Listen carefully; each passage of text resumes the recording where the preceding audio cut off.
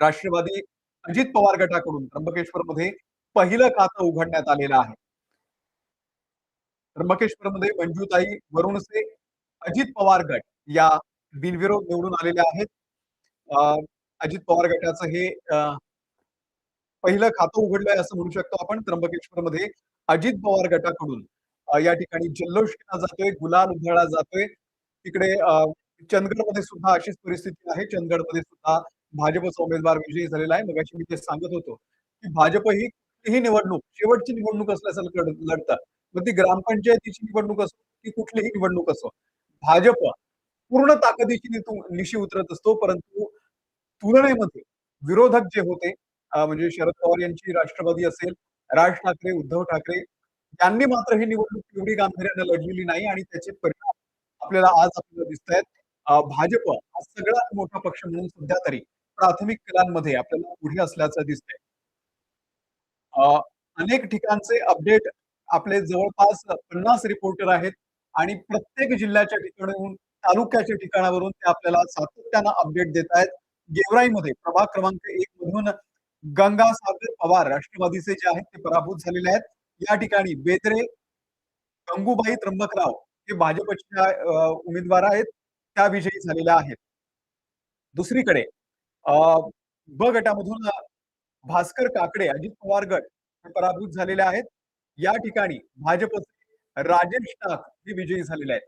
आता बऱ्याच ठिकाणी आपण या त्यांना महायुती म्हणून बघणं सुद्धा बरोबर नाही. कारण भाजप विरुद्ध अजित पवार, भाजप विरुद्ध शिंदे गट, शिंदे गट विरुद्ध अजित पवार गट अशा सुद्धा निवडणुका झालेल्या आहेत. त्यामुळे एक ऑफिशियल युती नव्हती महायुतीची. परंतु जर एक नंतरचं चित्र काढलं, निवडणुकांचे जेव्हा निकाल लागतील, तेव्हा जर महायुती म्हणून याकडे बघायचं म्हटलं, तर कदाचित 288 पैकी नगराध्यक्ष जे आहेत, ते 200 प्लस हे महायुतीचे म्हणून आपल्याला दिसतील.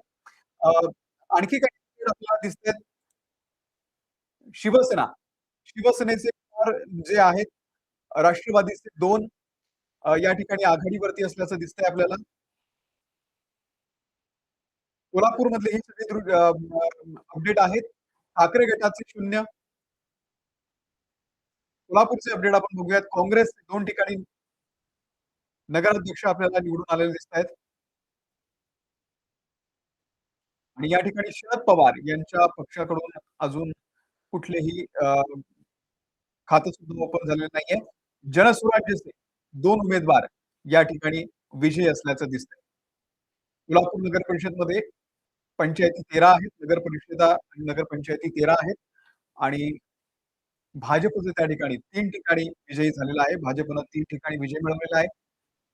दुसरीकडे शिवसेना 4 ठिकाणी विजयी झालेली आहे. शिवसेना हे एकनाथ शिंदे यांची शिवसेना आहे. राष्ट्रवादी अजित पवार यांची राष्ट्रवादी 2 ठिकाणी विजयी झालेली आहे. तर ठाकरे आणि शरद पवार यांच्या पक्षाला मात्र अजूनही आपलं खातं सुद्धा उघडता आलेलं नाहीये.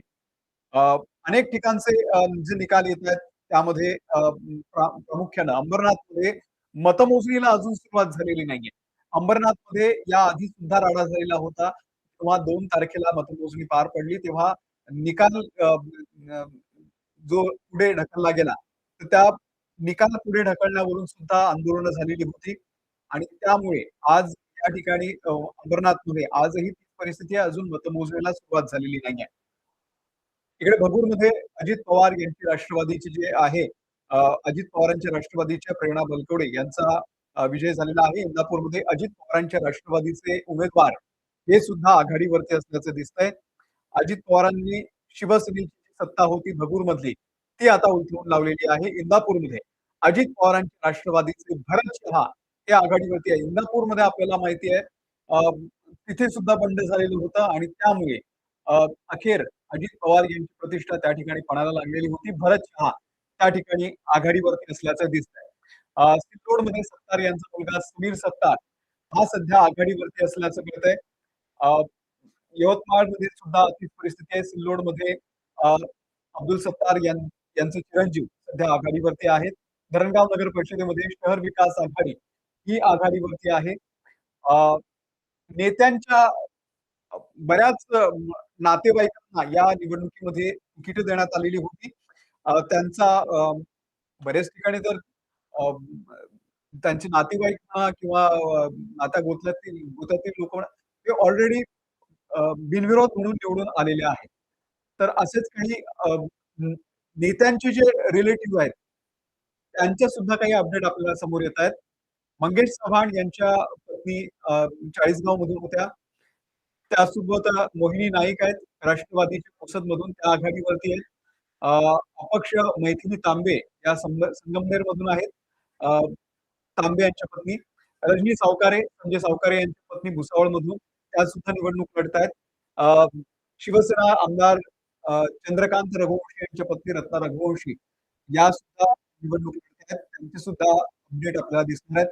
पाचोऱ्यामध्ये सुनीता पाटील शिवसेना शिंदे गटाच्या त्या आघाडीवरती आहेत आणि हे सातत्यानं अपडेट समोर येत आहेत. अर्थात 288 ठिकाणच्या अ, अ, नगर परिषदा, नगरपंचायतीच्या निवडणुका आहेत.